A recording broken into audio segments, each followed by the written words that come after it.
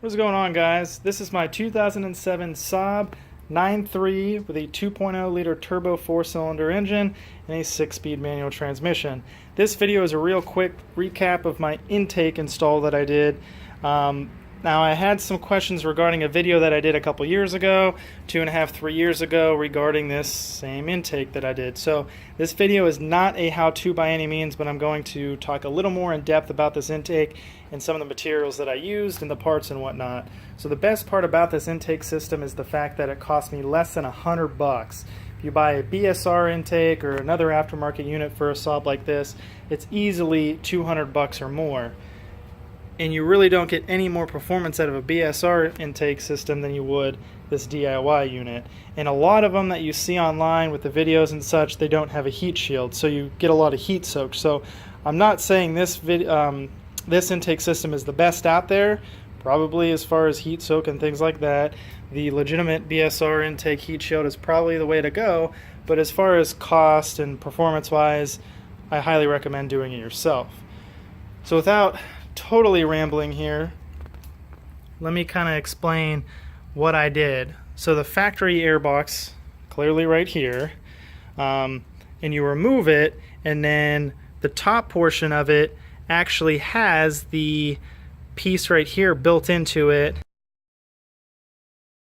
and this is where the mass airflow sensor, the MAF sensor, is located.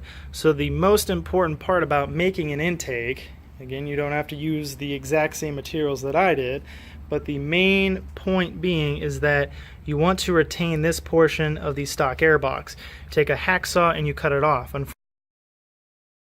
Unfortunately, I don't have the original unit anymore to kind of show you more in depth of what I'm talking about, but you just cut this neck off. That way you keep this piece right here.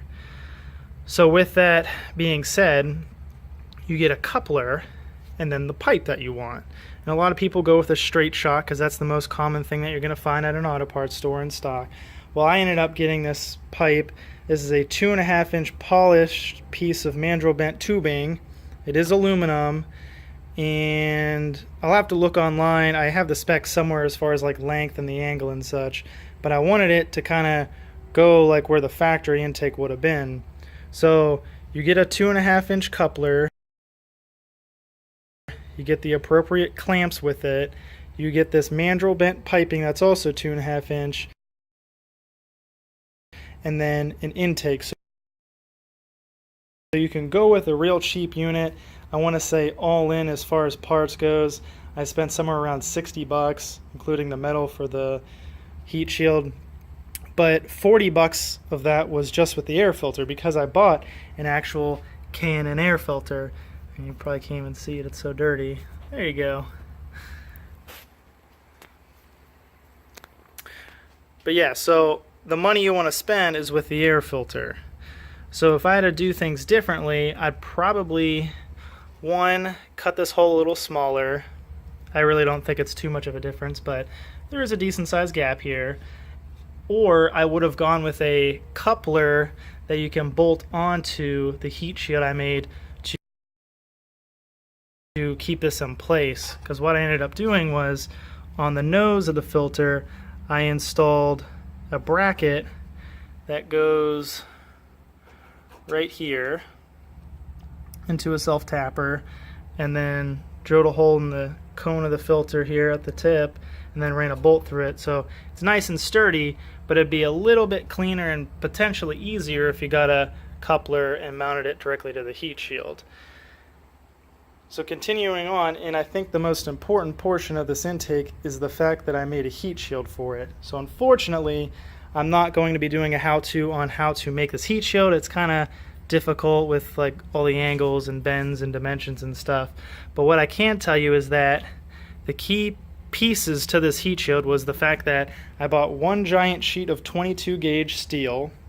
You can go thicker or thinner. It's just what I found local to me and was relatively cheap. I made a cardboard template, bent it up, and slowly trimmed, set it in place, trim more, so on and so forth till I was happy. Kind of had an idea for the angles, and then transferred it to the metal. Same kind of thing. You trim it, you set it in place, take it out, trim more, so on and so forth. But the key to mounting this heat shield, sorry Santa, the key to mounting this heat shield is the fact that I retain the factory grommets. So you have one here and one all the way down here, and those are the rubber boots that I pulled from the original airbox that sits into here. So you run a bolt through here, you have the grommet, I put a big fat washer on the back, tightened it so it clenched it and it's not going anywhere. Same thing with the bottom, but I used the longer version and it's done like such. Same premise, but if you can see at the very bottom here, I cut a notch out and angled it, having it doing a 90 degree. Let me see if I can get down closer. Yeah, like such. So this heat shield is made out of one piece of 22 gauge steel, and then I just have it ending right here and going straight down and then curving back down there. So it's really nothing fancy at all. And then what makes it look pretty is the fact that I use some vacuum tubing right around a 1/4 inch size. You just cut a slit in the bottom and you place it over the top, and then I have it epoxied on. Same thing inside this hole. Epoxy the sliced vacuum tubing, glued it on there. Just makes it look that much cleaner. And then I think the coolest part is the fact that I use this VHT wrinkle paint. So it's very scratch resistant, very, very durable, easy to clean. I mean, right now it's pretty dirty, especially the filter that needs cleaned. But it's very durable and it's very similar to powder coating. And the process is a little ridiculous. You have to spray it on vertically, let it dry angle, let it dry another angle, let it dry, and then I think horizontally, and let it dry. And you're supposed to bake it in the oven. I don't think you absolutely have to, but that's what I ended up doing, and it's lasted this long. Costed me less than $100. I'll have to go back and look at my receipts, but I want to say around $60. And I've had it on the vehicle for 2.5, 3 years now. I got better MPGs. Sounds cool as hell. I'll start it up and rev it here in a minute. All in all, doing the intake yourself is very doable. You just need a little know-how, and then you want to do it right. So take the extra time, get a piece of cardboard, make your own template, get a piece of 22 gauge steel or whatever, thin metal, cut it up. And the benefit of the 22 gauge steel, I use shear cutters because I was going to hole saw this, but I just kind of punched a hole and then slowly worked my way around with a set of curved shears. And then also I left this piece down here from the factory intake, so it pulls air somewhere, I want to say like the front grill maybe, goes behind the bumper, kicks out here, so it gets fresh air. But yeah, this is very doable, very cost effective, in my opinion way better than an aftermarket unit, but to each is his own. So without further ado, let's start it up and hear what this thing sounds like.